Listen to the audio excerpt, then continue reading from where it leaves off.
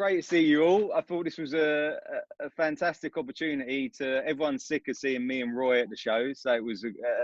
Warren's always been very much a collaboration, so I thought it was really interesting to use the New York Kingpin show with its digital platform as an opportunity to both talk about us as a team, if you like, and why we were passionate about Warren as a project, and also about some of the people behind the scenes that we focused a little bit on in the magazine, and just to, you know, most of them are friends and family of the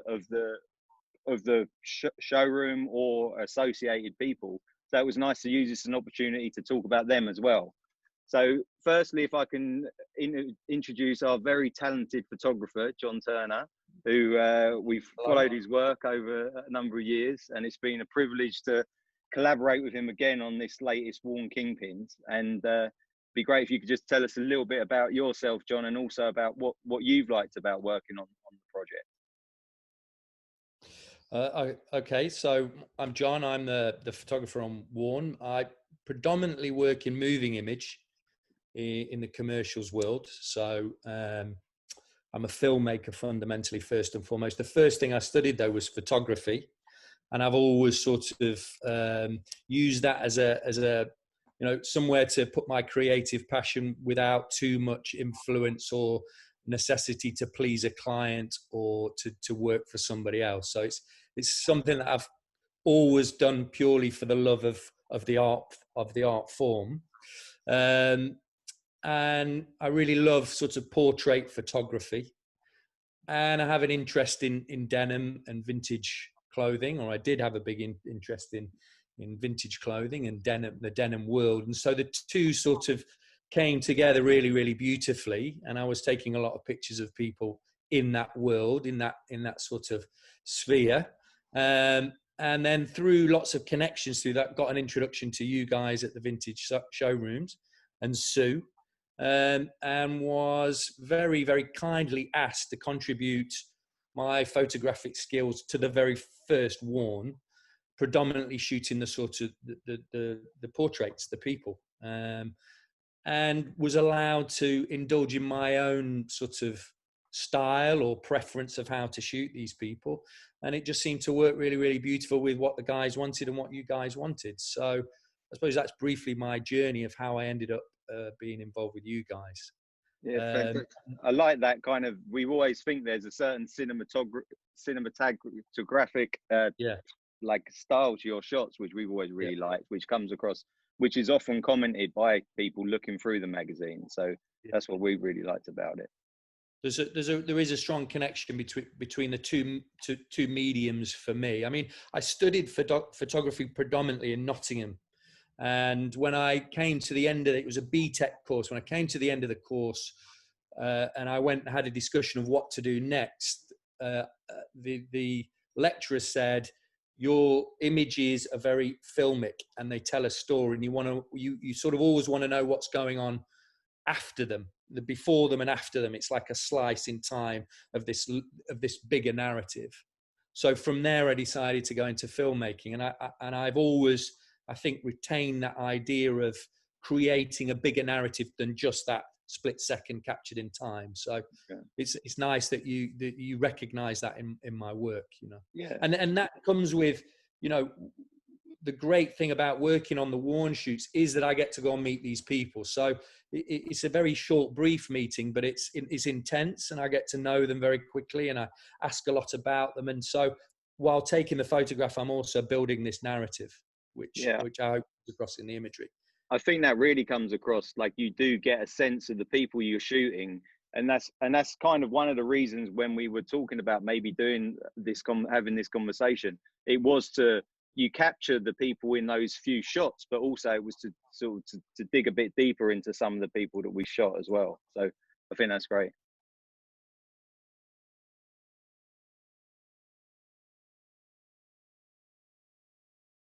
What I was going to say is what you get with these people, because they're so dedicated to a style and to a look, is you get a narrative. Their narrative, the clothes tell the narrative, why they're into the clothes. So you've got this wonderful story that they encapsulate in themselves, but also the clothes that they wear and why they wear them. So I think that helps with exactly what I was talking about. Definitely. I think that's a really good point, actually, is that this was not like a photo shoot in terms of like, here, can you please wear these clothes? These were people that we were like, we just want to shoot you and your stuff that you love. So we want to have the essence of you in the stillness of an urban backdrop, and just magnify that. So it wasn't sort of all bells and whistles. It was just sort of raw. This was them. Yeah, definitely. And that's what's quite different in here, I think. Yeah. So sorry, I should introduce Sue Barrett, who again, long-term friend and colleague. We've collaborated on a lot of things over the years, and she's always inspiring to brainstorm with. So she's been a bigger help to us over the years than we've been to her, I'm sure. So, but it's if Sue, do you want to talk a little bit about your background and also what you've done recently, maybe, or what you love about Warn? Well, essentially, I started in denim back in Brussels in the 90s when people weren't buying denim. So it was a kind of an interesting time to start. So for me, my introduction to denim was always the heritage side, and the being sort of like brought into the narrative, and I mean, what a great introduction to be in there. So for me, all the heritage brands have always been the things that I've been drawn to, and the beautiful storytelling, and just watching how people get so excited about all those details. So from there, I moved into trend forecasting, and I sort of tried to bring the two worlds together, where trend forecasting can be potentially about the faster, and really a little bit less about the narrative of the product. But I've always tried to bring those two things together. So when we started talking about Warn way back, because I know it was quite a bit of chat before we got there, it was really sort of talking about how vintage was so important, but it doesn't get called out in present time as much as it could. So we wanted to create a way of really sort of highlighting how vintage is so relevant on the street, and just how those trends that might be on the catwalk are being worn on the street. So creating sort of like, I guess, street style with vintage relevance. Yeah. But it was a little bit like all the traveling that we'd done for, denim and stuff over the years. There are some amazing like photography books and denim books in Japan, but they all come with quite a lot of advertising. So it means that you get these amazing street shots, and the guys and some really sort of like hench characters that are always in there. But it comes with loads and loads and loads of advertising. What we wanted to create was something that had real stillness to it, and that would be like a timeless reference, that had like some real photographic element, but then also a bit of a user tool. So there's Pantone colours in there that are just real proper match to vintage archive colours. So it becomes something that people can use, and you've got the close-ups to the garments. So we really wanted to give them everything that you could get from journalistic style, colour, everything that you could use as a reference going forward. But the timeless stillness about it, I think, made it's something that wasn't really out there. Yeah, I think, and that resonates.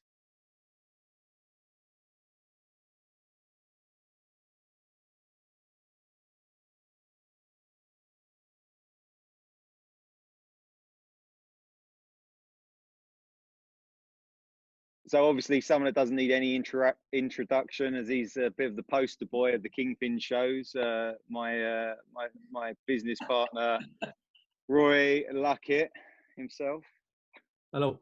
And when we put together Warn, the original idea was was no adverts, was pure honesty of the shots, the wonderful shots that John done for the magazine. And I'm just looking at it now. How wonderful is that? But I mean, it just shines through the photography and the way we put it together. It just done as nicely as we could, and we're just bringing it out there to people who appreciate it. But the thing was, it's kind of I've been in the vintage world, let's say, vintage clothes for 35 years plus, a long time, and it's really nice to be able to put your experiences into a magazine format, as opposed to just showing images online. images online are lovely, but when you've actually got a handful of a magazine, it's fantastic.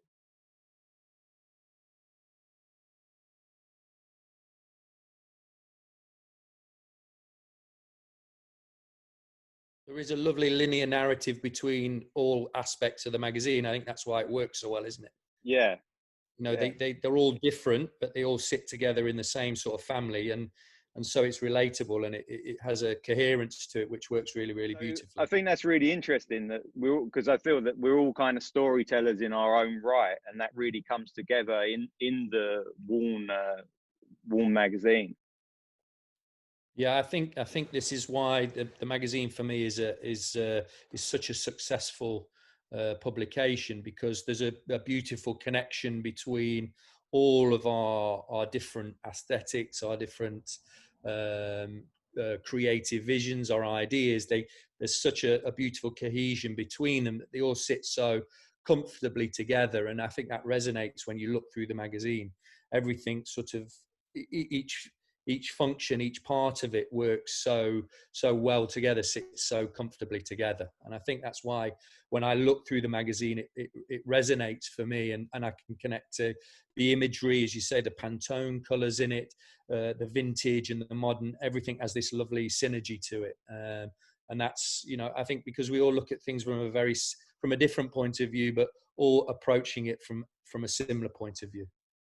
If that makes any sense. No, absolutely. I think, and it's been quite nice. I don't know about you, probably more so myself, but I've definitely had people contacting me saying that they've picked them up again. You know, they haven't looked at them for a while, and during lockdown they're kind of revisiting them and really enjoy going back through it, because I think it's something that people probably bought at a show, and then they would have looked at it at the time, and then maybe it sits on their bookshelf. And I think we were all really conscious that we wanted to make something that would be picked up again and again. It wasn't just something that people would use and like look at it and throw away. We wanted to make something that felt timeless, so they could refer to in years to come, which hopefully I think we've achieved. I mean, I see it as a sort of artifact, this beautiful artifact that you buy. It's not just disposable. You don't buy it and just chuck it away. It's something you sit on your shelf, and as you say, it's like something you return to, like an encyclopedia of denim and of vintage. And you know, you dust it off and you look through it again, and you still find interest and beauty and connection to all of the clothing in there, and the imagery in there, and the people in there. It's and in such a time, you know, we're talking about sustainability. It is an artifact to keep. It's not disposable. You don't just buy it and chuck it away. It's something that, as you say, you can return to and always find joy and interest in it. Yeah, I hope so. And Sue, I mean, that is one of the things that we talked about, was having something that wouldn't date. And I know that from the other side of what you do is almost like the futurologist or predicting future trends. We kind of got you out of your comfort zone to make something that was like more probably closer to your passion, I guess, of like the timelessness of denim. Well, absolutely. I think it's like when you've sort of started from heritage, when that's your sort of like your initiation in denim, it's always going to call you back. So it was just like, how can you bring those two things together? And I think there's just, as you were talking about, for me, it's really about creating iconic images. And there are some classic images that are the go-to for denim designers over years and years and years. And what you get with Warn is you get some really iconic denim images of people just looking so completely natural in a really timeless way. And they will be the ones that you go, oh God, yeah, they were great. And you can keep going back to them. And I think sometimes vintage can be in a bit of a bubble. It's just like people just put it on the side behind a bit of a glass bubble. But what this does is it brings it into a contemporary platform. Yeah, definitely. For us, we've always liked that, and I like the mix of the shots. You know, you've got people wearing vintage and contemporary pieces mixed together. It doesn't feel like a dress up. It's not like a archival, you know, shots. The street shots feel very relevant. You might have some people that are more vintage than others, but that's what I've really enjoyed about the site.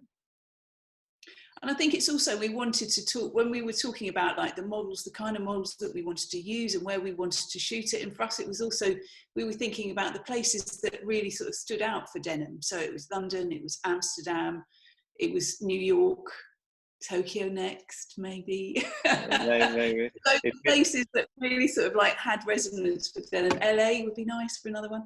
Yeah. So we'll have to talk to Mr. Ola about the budget for the next one. Yeah.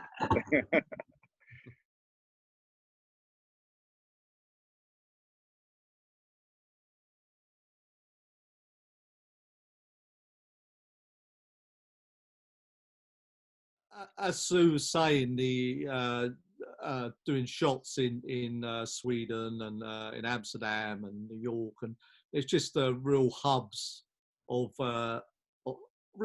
style. Even though there's style all over the world, but it just felt, you know, the early days of it, it just felt right to visit these places, and then in the future again, you know, we will venture further because there's so many.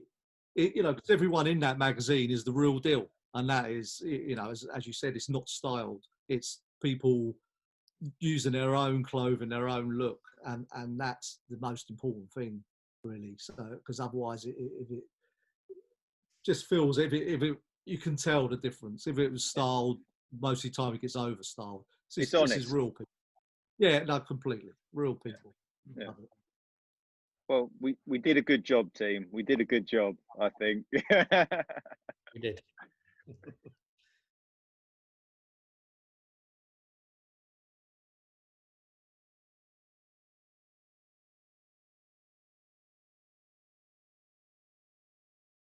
So I think, like, it's really nice to revisit, because I mean, for myself, I haven't picked up the magazine, you know, for a few months. So I've really enjoyed looking back through it and thinking about some of the people involved. And I think there's, as we've all said, there's definitely, I like that shared storytelling element, that we're all telling stories in our own way. And I think that really comes across in the magazine. And I think that there's a real honesty and integrity that comes across. And I think that's what people like. And the people I've talked to that have picked it up again and it's refreshed their memory, have really enjoyed kind of revisiting it. And I think that's something that in the industry is quite missing, that honesty and that integrity and that storytelling element. And I think putting that together, I think the next logical step is to how we format that in a commercial sense and how we offer that almost as an option to brands and going forward. Maybe there's a little new business that the four of us can push forward. If there's anyone out there looking for some concept ideas, please get. I think the other thing is, like, at the moment everyone's talking about, like, you know, humanity and the fact that, you know, that it's just about being better, and it's sometimes actually the rareness of finding a team of people or a collection of people that you enjoy working with is absolutely worth mentioning. And I know that you were saying the other day, great, you find people that you really enjoy working with and it works really well. Why would you not want to just keep moving that forward and creating that brands for people that want to, you know, especially at the moment where going forward, the speed of product going out there, people are talking more and more about looking back and making sure that the DNA of their brand is really clearly communicated and the values of their brand are really clearly communicated. So it's going back to the iconic products and the still products that need to be called out in a particular way. Yeah. So being able to use Worn as a template to support that, I think, is a really nice new direction for us to go in. That's nice. As like you said, it stands a test of time as well. You know, you look back on that in 5 years, 10 years time, it's all the potentials are still looking fresh. Yeah. You know, where I know there's loads of magazines out there, but that's why we felt like we had to do something a bit different to it. You know, otherwise it becomes same old, same old. I think it's a brilliant idea. I think you know, an idea of our approach to, say, lookbooks for brands or campaigns for brands could easily translate with everything we've been saying. Everybody's so saturated with imagery and people are becoming very image savvy. So what we're talking about here is honesty and truth and integrity within our imagery, within our publication. And I think that's the way, in my business, I think that's the way things are starting to go. People don't want to be lied to because they can see through it.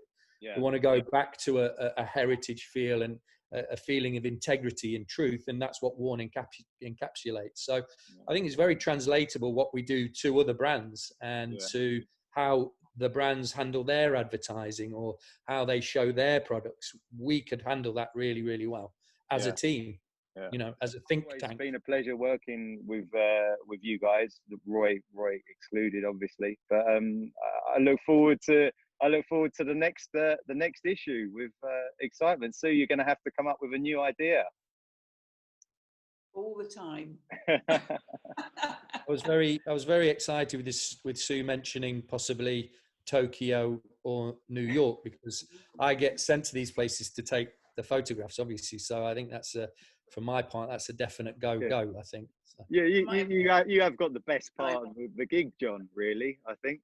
You know, they said Cornwall and Manchester. It's not quite as exciting as Tokyo and New York. So yeah.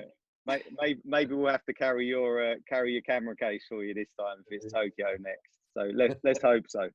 Yeah. Well, it's been great seeing you all. Sorry we couldn't do it in person. I hope anyone tuning in from Kingpins has enjoyed listening to us waffle on. And of course, the whole point of this is we made a beautiful magazine, and they're available, and you can buy it right now from the links in the sidebar. So please enjoy. Thank you. Thank you.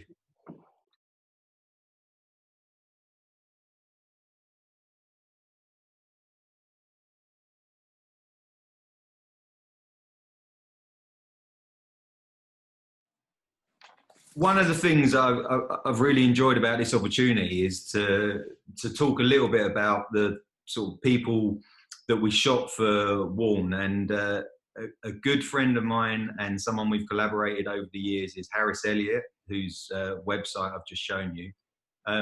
He's always a very inspiring man to speak with, creatively incredibly talented. He had his own brand, H by Harris, when I first met him. He's creative director, come artistic director, come curator. His exhibition, Return of the Rude Boy with Dean Chalkley, was the best thing I've ever seen in London to this day.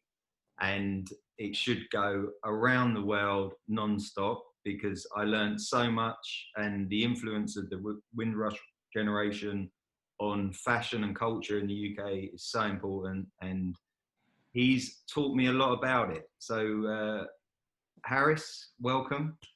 Hi, glad to be here. Yes, been good collaborating quite a few times over the past, probably nearly a decade now. We've done projects on and off. It's been good working with you guys, and it's good to be part of the Warn project as well. Fantastic. We have dragged Harris to a few Kingpin shows over the years in Amsterdam, when we like to bring him in to make us look good on photo shoots and stuff. Although he's also styled an amazing stable of musicians and celebrities over the years, although that isn't really his main thing. But also, I wanted to say I love the story behind the jacket you wear in the magazine. So I thought that would be great if you could tell people a little bit about that. So this jacket, I mean, I've grown up wearing usually kind of older denim jackets that I've found around, and this I picked up from my friend's shop when it was closing down a few years ago, and it's based on a classic denim. And the story, it's all been hand customized by a really good friend of mine called Noki. Noki's a textile customizer artist who's always been very anti-brand, but very much in one of those earlier waves 20 years ago about kind of demystifying what a brand should be and what things should look like. And so Noki, when the first time that he customized this, I didn't actually know him that well. I bumped into him at this art exhibition in Soho, and he said to me, look, I've got nowhere to stay tonight, because he'd come up from Brighton. Can I stay at yours? And I'm thinking, I don't really know you that well. I don't really know much about you other than your work. So I rang home, rang the missus and said, yo, we've got this 6'5" Glaswegian staying in our spare room tonight. Don't really know much about him, but I think he's all right. And he was so grateful that I'd offered him a space because the place he was going to be staying had let him down, that he said to me, when he was going to bed, he said, give me your jacket. Came down the following morning and the denim jacket was hanging on the back of the spare room door, and it had some of these hand customizations, these ink marks all over it, and loved it. And I had no idea what he was going to do. Nokia has this thing where he changes buttons and will customize all the elements, and then they're wearing it out, get compliments. 2 months later, Nokia rings again and says, any chance I could crash at yours again? Like, oh goodness, here we go again. But stage 2, he did another layer of customization, and the same thing happened one more time. So there's 3 layers of like hand customization on the jacket, which there's that part where denim for me carries a lot of memories, and then this has its own story in itself, because very often whenever I wear it, and I do wear it an awful lot, people always remark on it and ask about it and where can they get one. And then when you actually tell them the story of how it was crafted, it becomes even more special to me, because everyone these days is usually quite blasé because everyone's got access to the same visuals and the same references. But then when you do see something that has got its own sensibility, it still manages to stop people. So when you see a beautiful thing, it doesn't fail to kind of deliver. And so the story of us now building a friendship through a jacket, that could have never been pre-planned, and it's way better than having had dinner or hung out with someone over a period of time. Yeah, I love that. And I think that's, a lot of what we love is when we find things that have got, in 30, 40 years time, if someone finds that jacket, they might not know the story about it, but they're going to appreciate it was something that someone spent a lot of time and energy doing. And I love that creativity and the making something sort of, these are the new vintage of the future, things like this. It's great. And I just like the graffiti aspect of it as well. There's that point where you can make your mark on something and not treating things as really precious. There's that other thing where we spend so much money on things, be they vintage or new, and they're so preserved that, or so revered, that we won't really tamper with them. But growing up loving graffiti and customization and being able to make something totally unique and yours. So even if Nokia was to do another one of these for me, it would look completely different. Yeah. And that point where if you get a hole in something, you'll darn it, and that darn actually gives it a bit more of a story. So for me, so once it's been washed, like the really faded elements in the middle, that was the first ever customization. And then the darker, the ink marks, that was the last one. So I love the fact that as an item of style, it actually it's got better as well. So it's not just because of the personal attachment, but the more you add to something, the stronger it becomes. And now it's been featured in, well, I'd like to say award-winning, but we haven't won any awards, but in a beautiful publication. Well, as always, Harris, it's an absolute pleasure to talk to you. We'll probably carry on talking for a while after this, but you clearly should have your own TV network or something. Oh, right. Always a pleasure to listening to. Hopefully someone will watch this in New York and sign you up. So, and why hasn't Return of the Rude Boy been in New York yet? That's the question my goodness. Some people are quite slow to the party, but I think given current talks and what's going on, I think now would be a time to represent it and refresh people's memories about how important, I mean, even here in this country, given all that's gone on around Windrush, it would be a good time to be able to celebrate that aspect of our British history. For sure, again, and go a bit deeper with it as well, and tell more and celebrate more stories and more nuances, and so that we can all learn and celebrate more together. Fantastic. Amen to that. Thank you, Harris. This is Felix. He's a good friend of ours. He first got introduced to us when he had his workshop underneath our archive in Ladbroke Grove. He's a bootmaker by trade, and though he may look very much like a baddie out of a spaghetti western movie, he's an absolute beautiful teddy bear of a man. He's, over the years, been very kind to us. We've stolen various motorbikes for photo shoots. This was an early auto shot we did. He designed a beautiful collection of leather goods, small leather goods, for our store in Covent Garden under our in-house FW Collins label. And he also designed and handmade the back rider for our jeans. He kindly let us shoot him for Warn. He's wearing jeans by Eat Dust, friends of ours from Belgium, and various customized and handmade jewelry from various friends of his.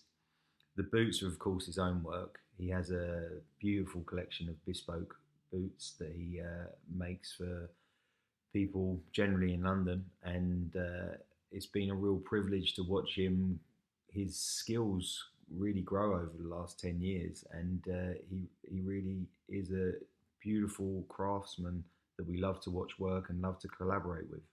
So it was great to shoot him, and great to now bring him hopefully to a wider audience. Unfortunately, he does everything by hand himself, so there's a very long waiting list for his boots. It's a great pleasure of mine to introduce a good friend of ours, Johan, from where are you today, sir? Yeah, I'm at my home island of Gotland in a small town called Visby. Fantastic. So Johan's kindly joined us today. We shot Johan for the last Warn Kingpins, and we thought it was really interesting to get a bit more of a sense of you. So if we could talk briefly about, I don't know, tell us a bit about your career in the denim world. Briefly, I started working in jeans shops for a number of years. And then I started at the Levi's in the end of the 90s, and I was on the first premium team, the global premium team that actually kickstarted Levi's vintage clothing. So that was a few really, really exciting years to start that. Then I was, a few years after that, I was creating the European collection for Edwin, the Japanese brand. And then in recent years, I created my own brand, which is in Indigo Fera jeans. Though I'm no longer involved there. Okay. But it's my DNA. So I must say I did have jacket envy when I saw the jacket you were wearing in the magazine, and I tell us the story behind that. Oh yeah, do you want me to show it as well? Please, yeah, if you have time. Oh yeah. So the jacket I was wearing was this Wrangler. It's a type. It's a one pocket zip jacket, and it is the Bluebell version. Yeah. And it's just crisp, unwashed, and it has this small nice wear marks on the sleeve, and there was a friend of mine who actually found this. Oh, and the fantastic feature on this is that this built-in stretch in the back, so you have this advanced movement of the arms. But a friend of mine who was a musician in the 90s, he found it in a secondhand shop in Stockholm. And we tried it on, and it fitted me, and I asked to buy it, and he said, no, it's fine. And then he was going on tour 6 months later. And he came to me and wanted some new cool flares to wear on stage. So I swapped it with him. Fantastic. So I think he got 2 pairs of new jeans, and I got a hold of this little beauty. Fantastic. A lovely piece. Yeah. But so no loyalty to your time at Levi's. You didn't. Is that your jacket of choice? What were the jeans you were wearing that day? Oh yeah. Well, this was my loyalty to Levi's actually. So I chose this really nice worn-in 505. Beautiful, yeah. And it's such a nice connection because it was in my personal collection, and when we started creating the fits for Levi's vintage clothing, this was one of the key garments that we based the 505 fit on. Oh, fantastic. So it's really a precious garment to me. Yeah. And I was happy that it actually almost still fit me. Yeah, I know that one. Well, that's great. Thank you for sharing. And You're welcome. what are you doing? So what's next for you? What are you doing now? I know you told me you've been busy over lockdown. So tell everyone what the plan is.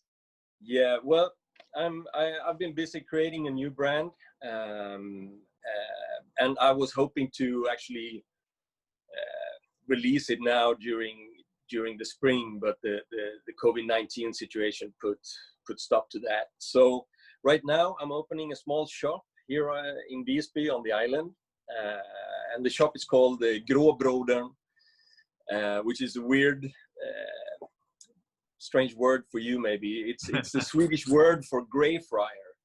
Okay. Which is also the name of my new brand, which is going to come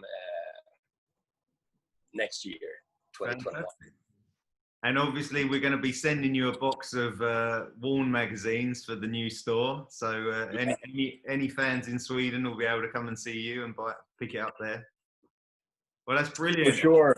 So good to see you, Johan. I hope to see you in person before too long. And you never know, we might come and visit the store at some stage. So that would be great. You're really welcome. You're really welcome. I'll send you an invitation. Fantastic. Okay, buddy. Thank you. Thank you so much. Cheers.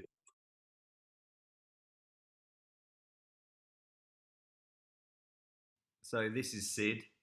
He was a sashimi chef by trade, but don't let his diminutive stature fool you. This guy is a great white shark of the vintage picking. If you've been handling vintage clothes over the last 20 years in London, you will have seen this guy. And he comes up with the most incredible finds. In London, there's so many people looking for good vintage, and it never fails to amaze me the stuff that he's turned up over the years, from buckleback Levi's to buco jackets to just he's got an amazing eye and an amazing luck in his picking because he comes up with the best pieces. He's got a fantastic collection. He very kindly let us shoot him for the magazine. He's a very quiet, private guy, but he's one of those London characters that we've always had a real fondness for Sid, and it was great to shoot him. And he's always got great style, and he always beats me to the denim finds in London. So, well, thank you so much for joining us. I hope you've enjoyed as much as we have revisiting Worn, and hopefully we've given you a bit more insight into what went on behind the scenes, some of the friends that we shot that we wanted to sort of call out and feature. There were many others that for one reason or another unfortunately weren't available this time round to talk about it, but who knows, maybe if you've enjoyed this we can do a follow-up in the future. It was great from my point of view to pull the magazine off the shelf and have another look at it. It's one of those things that we worked on for probably 4 months, quite solid, and then you kind of put it away and forget about it. So it was really, really nice to revisit it. I'm very proud of what we did, and I hope it gives you an excuse to reach it off your bookshelves and take another look yourselves. And obviously, if you don't have a copy in your collection, then there's still time, and click on the links and get yourself a copy. Well, thanks again, and stay safe, and I hope to see you all soon. Thank you.